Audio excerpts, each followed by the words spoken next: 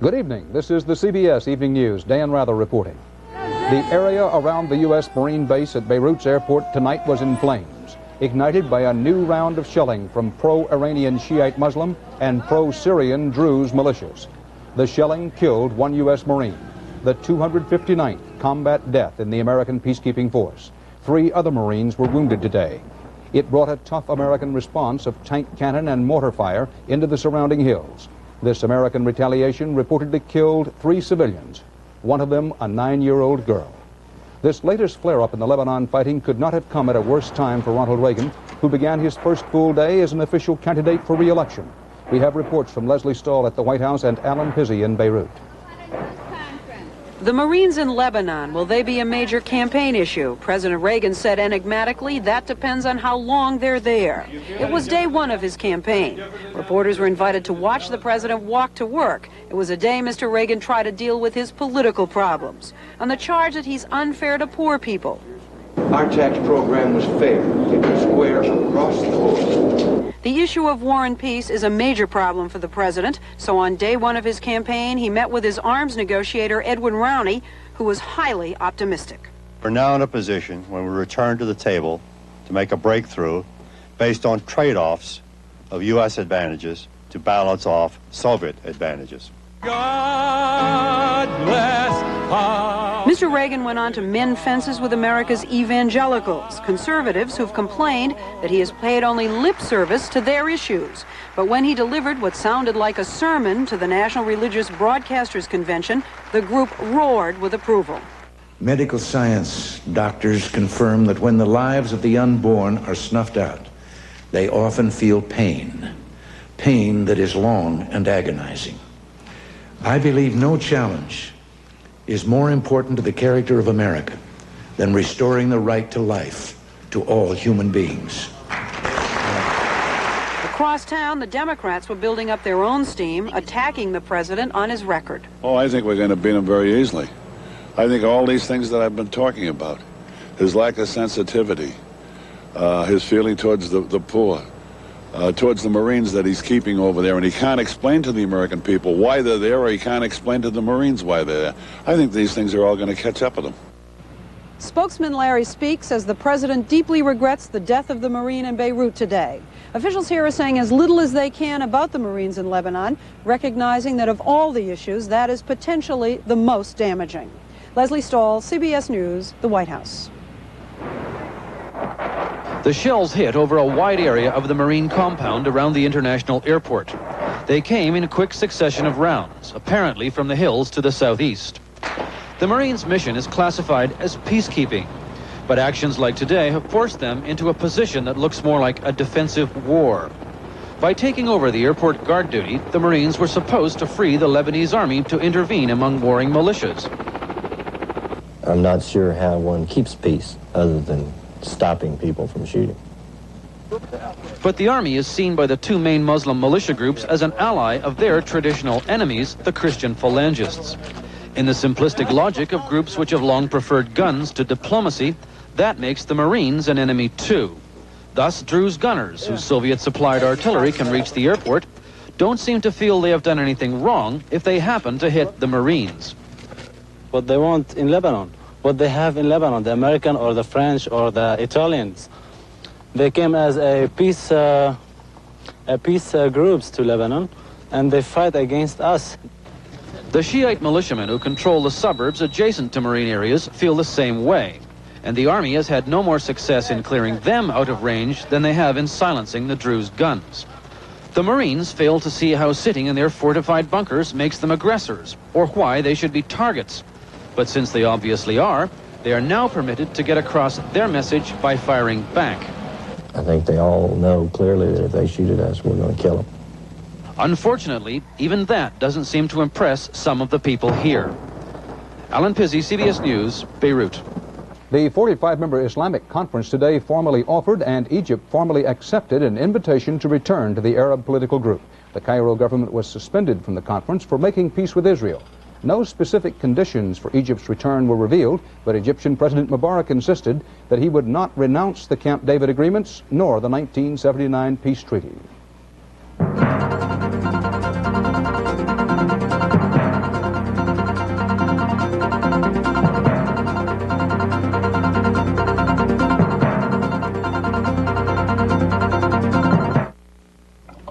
Minutes seem like hours when hemorrhoids flare up, but today science has developed a unique system for fast, effective, temporary relief of occasional hemorrhoidal pain and itch.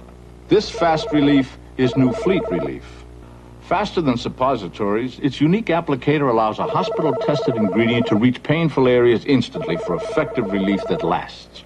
Fleet Relief is convenient, portable, ready to use, and disposable. Don't wait for relief. For fast relief, Fleet Relief. If you see one mouse, you've probably got a lot more. Mice always live in groups, and they breed like crazy. But you can get rid of your mice problem with Decon Mouseproof. Mouseproof is better than traps. A trap kills only one mouse at a time, but Decon Mouseproof can kill mice by the dozen. Mouseproof bait is clean and easy to use, yet so effective it's America's #1 mouse killer. Decon Mouseproof, the way to get rid of your mice problem. It was 82 in Los Angeles today, but what an Illinois state trooper called a winter horror story barreled across the Midwest and headed for the East Coast. Ned Potter looks at the legacy of this near blizzard, wind-blown drifts, blocked highways, and a familiar outcry. Enough already. Fresh snow fell from the Dakotas to the eastern Great Lakes. 10 inches in northern Illinois, 6 in southern Minnesota. For many places in the Midwest, it was the deepest snowfall of the season. Cold weather, you can take it in stride, but when you get a lot of snow with it, then that makes it doubly mean. Yeah. It was a snowstorm complicated by winds of up to 60 miles an hour. And even a house fire was made worse by the weather. Here the firefighters' way blocked by a car stuck in the snow. In Terre Haute, Indiana, a commuter plane crashed on the way to get its first passengers this morning in a mixture of rain and fog. 3 crew members died, and investigators are checking to see if the weather contributed. I went over there to see if there's any survivors, and when I got over there, I could tell there wasn't. Wind and snow kept heavy trucks off the highway in Iowa last night. Today there were countless auto accidents, this one in South Dakota. By this afternoon, most of the snowfall had stopped. That left people to deal with the aftermath. Enough already. But this is only January. Ned Potter, CBS News, Chicago.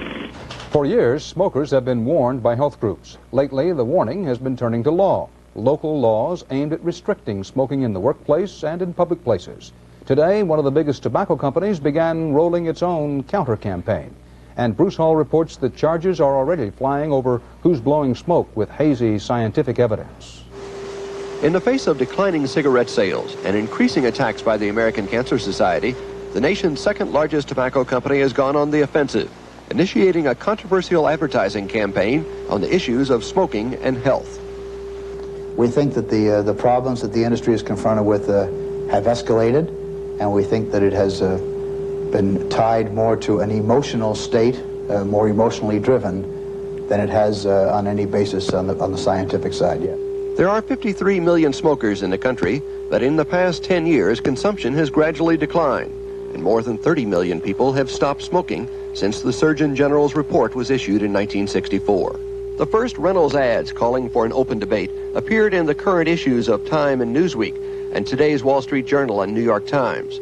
Others will challenge scientific reports on the dangers of smoking. That brought an immediate response from the American Cancer Society. They have absolutely no defense. There is no way under the sun that they can possibly show that cigarette smoking is not harmful. The Reynolds campaign will also be aimed at the increasing number of restrictions on smoking areas. There's a growing belief that the smoke coming from a smoker's cigarette is injurious to the non-smoker. And there is absolutely no scientific proof of that fact. And in fact, even our enemies will say that it is a political issue rather than a health issue. Normally, all cigarette campaigns are run by the industry's Tobacco Institute. But when R.J. Reynolds could not get approval from the other major companies, they decided to go it alone, insisting the time was right for a public debate. Bruce Hall, CBS News, Winston-Salem, North Carolina. In Kalamazoo, Michigan today, an Upjohn pharmaceutical heir was ordered to undergo treatment to diminish his sex drive with a drug made by his family's company. 41-year-old Roger A. Gauntlet pleaded no contest last July to criminal sexual conduct with his own stepdaughter, who is now 14. The charges stem from incidents in 1981. The judge sentenced Gauntlet to 1 year in county jail, 5 years probation, and ordered him to undergo treatment with Depo-Provera, a drug made by Upjohn. Both defense and prosecution attorneys said they will appeal today's sentence.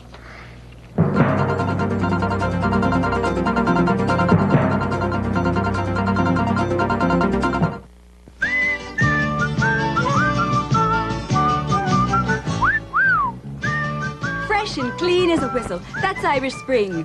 Fresh and clean as a whistle. Irish Spring's green and white stripes have 2 truly effective deodorants. 2 deodorants. And a fine fresh scent. So you're fresh and clean as a whistle. That's Irish Spring deodorant soap. Gets you fresh and clean as a whistle. Practically everything's been touched by the electronic revolution. From church organs to toys that make a game out of learning.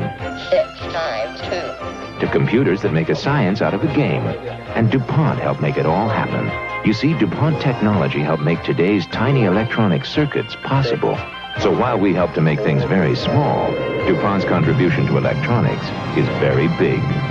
DuPont, better things for better living. Yet another chapter today in the years-long, still unfinished fight of thousands of American military veterans seeking compensation. Among them, thousands of Vietnam veterans pressing claims for exposure to Agent Orange herbicide. Federal health studies may take until 1988 to complete. So today, the House voted to give some of those veterans at least temporary compensation until the results are in. But for many other Vietnam veterans, even when results are in, even when Congress has voted the money to help them, that apparently does not guarantee help by the super bureaucracy that is the Veterans Administration. Correspondent Bob Simon has been investigating a multi-million-dollar case in point, a so-called outreach program where millions of dollars never reached the Vietnam veterans trying to bury a painful past. It wasn't until 1982 that Vietnam vets got a memorial for those who died.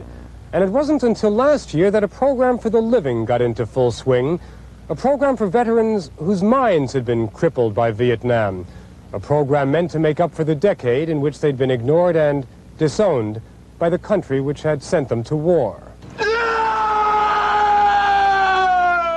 They're not just cared for in hospitals, these veterans. 135 storefront centers form a nationwide network called the Outreach Program. It has counseled more than 200,000 vets. There are many more out there, experts estimate, 600,000 more troubled men who need help. The body came back. The brain was still thinking it was enough. Everyone involved in the program says it doesn't have enough money. They're just now learning why. Why don't you hire more people? No money. Congress just hasn't appropriated enough money. But Congress has appropriated $103 million over 4 years. What would you say if I told you that over the last 4 years, 40% of the money allocated to the outreach program has not been spent? I'd be shocked. Is that true? That really destroys me. That really says a lot about certain people within the Veterans Administration.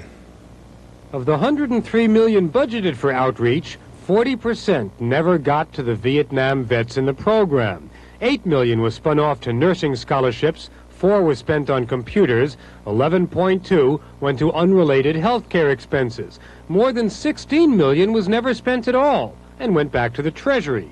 That's close to $40 million diverted from outreach. It's mind-boggling. I mean, to think $40 million out of, that's, 40% of the program you're sitting here telling me is gone.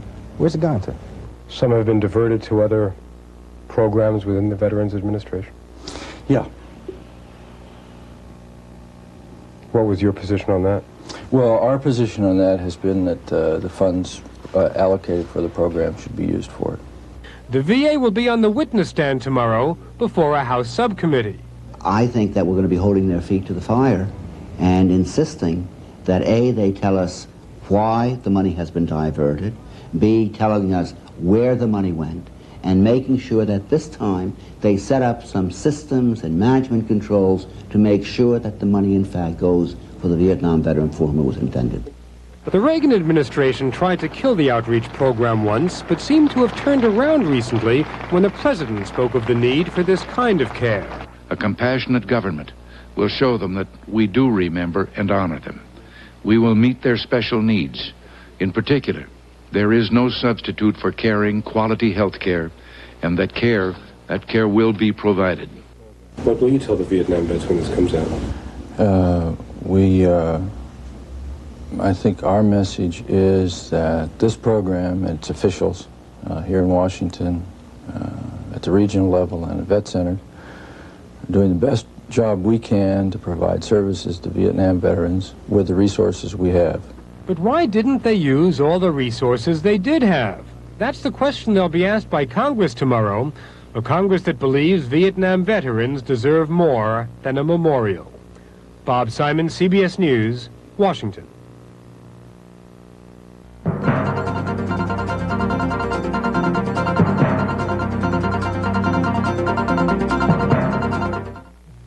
Now for your arthritis. The aspirin you take once in 8 hours. Bayer timed release aspirin. One dose is 1,300 milligrams strong. Take it in the morning. It's timed released to give you long-lasting relief during the day. Bayer timed release works on minor arthritis pain fast, and it lasts. Take it at bedtime. It lets you sleep through the night. Now for your arthritis pain, the 8-hour aspirin. Bayer timed release aspirin. Regina believes the electric broom power team is the one lightweight that cleans like a heavyweight, and Consumer Reports states, Regina Power Team, far ahead of the pack in cleaning ability. Of all the lightweights tested, only one worked well. On medium pile carpeting, Power Team did the job with the least effort. In fact, it's the only one Consumer Reports calls an adequate substitute for a full-size vacuum. The electric broom Power Team from Regina. Consumer Reports check rates it. You will too.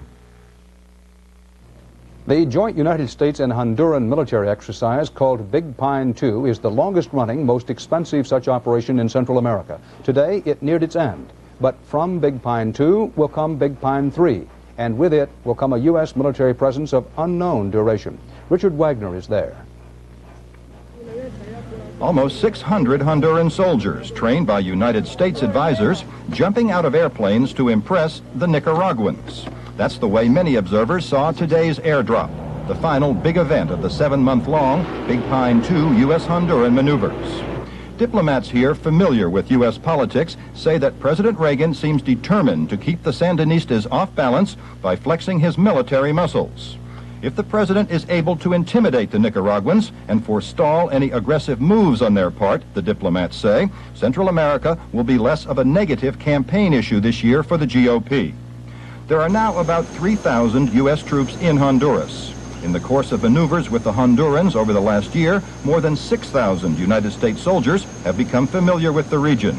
And when Big Pine 2 formally ends next week, at least 1,000 U.S. military personnel will stay right here in Honduras.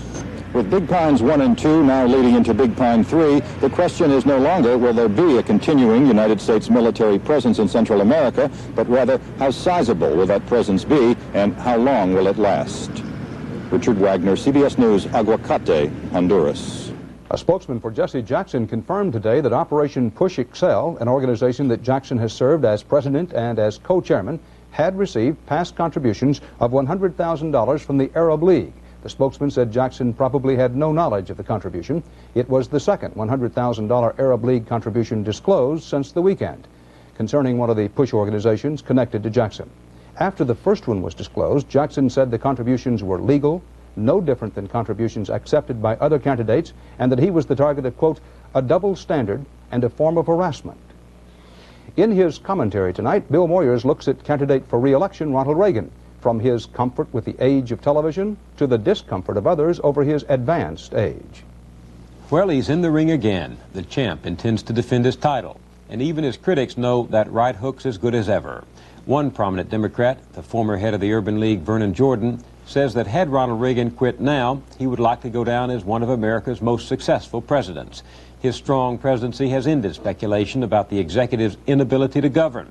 By his vigorous ideological stance, he has given new life to the party system. And, says Jordan, the president's foreign policy has freed America from what conservatives saw as the perils of détente, while his domestic policies will determine the future parameters for all presidents for another decade. To such achievements, Ronald Reagan brings a formidable political and personal style. Not since Franklin Roosevelt has a president used the mass electronic medium as if he were speaking to each citizen personally. Not since Dwight Eisenhower has a politician been so successful at the game of politics by posing as an amateur in it. The ringside's littered with professionals who thought he'd be a pushover. But this is going to be a long, hard fight, as the president's friends acknowledge. The conservative publication, The Economist of London, likes Mr. Reagan, but says his achievements are as precarious as they are substantive. They could go sour if his single-mindedness turns into simple-mindedness. His failure to deal with high deficits could undermine recovery. His faith in military preparedness over diplomacy could lead to belligerence if the president, having created the bargaining power he promised in 1980, does not use it now to bargain. And come November, he'll face a coalition of constituencies as united against his ideology as the faithful are galvanized behind it. There is finally the matter of age. The Economist points out that Mr. Reagan will be nearly 78 years old at the close of a second term, the same age at which it's now known Winston Churchill was a senile prime minister. So Mr. Reagan will be unable to get through this campaign on style and speech alone. He will have to demonstrate his stamina. All of this promises a fascinating year down to the last round in November.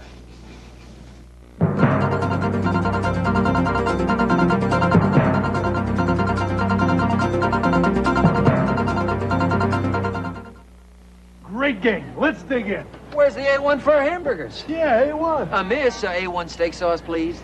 Imagine a great place like this and no A1. You need it to make steak burgers. Sure do. What is hamburger? Chopped ham? It's chopped steak. And A1 has herbs and spices created for steak. It makes hamburgers taste like steak burgers. I make steak burgers at home because they're juicy and tasty. Why settle for less when we eat out? Team, go for it. Miss, A1, please. A1 makes hamburgers taste like steak burgers. Ask for A1 at your favorite restaurant.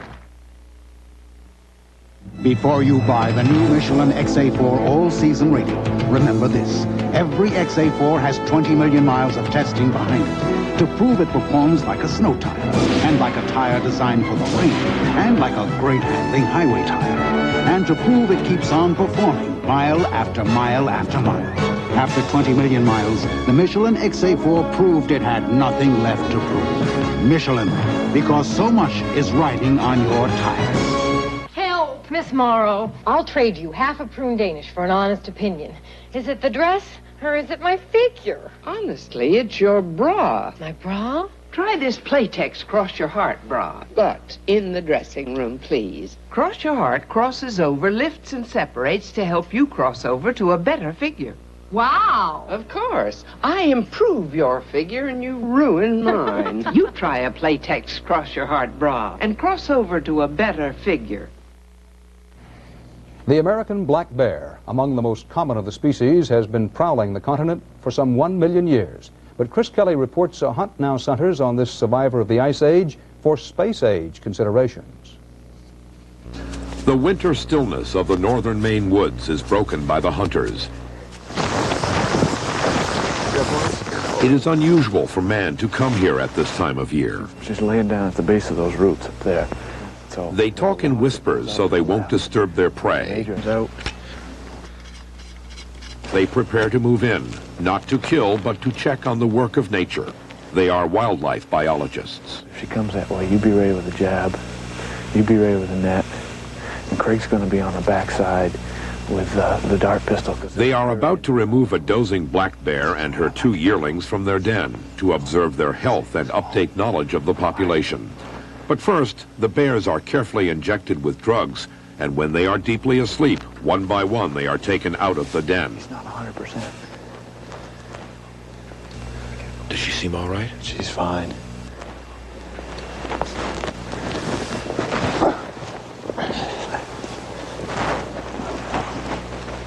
That's it. Mama. Pretty healthy bears. The drugs wear off in an hour or two, so the biologists must work quickly. The bears are tagged and tattooed inside the mouth.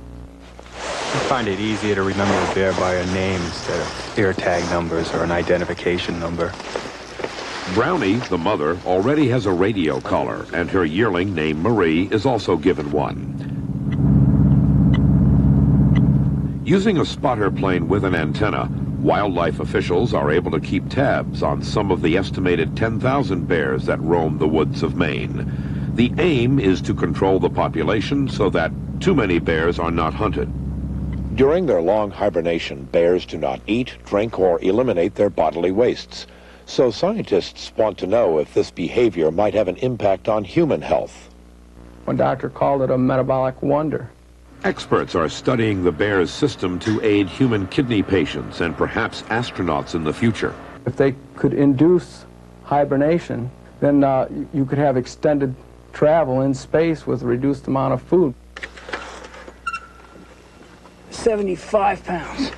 Their behavior is to be shy and retiring, not to be aggressive. And most people think they're more aggressive than they are. They're a very unaggressive animal. Given the choice, they'll run. And the biologists who study the bears sometimes cannot help but get fond of them. We try to maintain as much professionalism and science as we can in this, but when you work with these animals on a day-to-day basis, they become a little bit more than just bear number 123. So when they have finished poking about the bear and intruding upon her den, the biologists always tidy up to leave life as it was before they came, so that the bear won't suspect that man was ever here. I'm going to do a little improvement on her den here now. Back this in. Be able to stay nice and warm. One happy bear. Chris Kelly, CBS News, in the woods of northern Maine. And that's the CBS Evening News for this Monday. Dan Rather reporting from New York. Thank you for joining us. Good night. This boy and girl are the same age, but statistics show that the girl should live 7 years longer.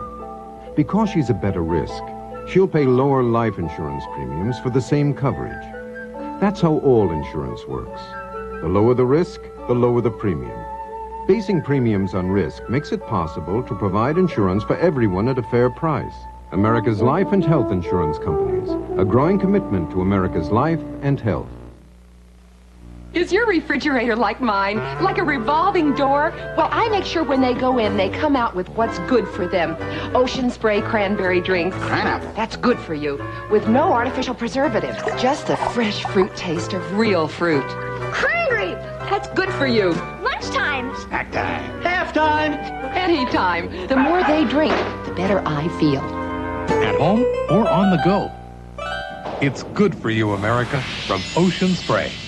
Now from Warner Lambert. How do you spell relief? R-O-L-A-I-D-S. We don't really eat when we should or what we should, so I usually take a Rolaids. For acid indigestion, R-O-L-A-I-D-S. For millions of Americans, Rolaids spells 100% relief. Also from Warner Lambert. Fran, I'll be with Dr. Sims.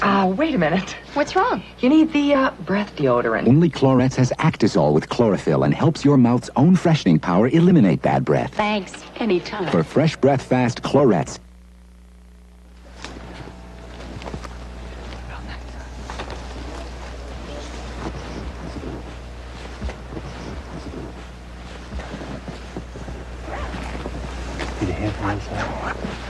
I'm Diane Sawyer. Tomorrow we'll see the new super vans. And in our 8:30 half hour, author Sidney Sheldon. Wake up to what's happening on the CBS Morning News. This is CBS.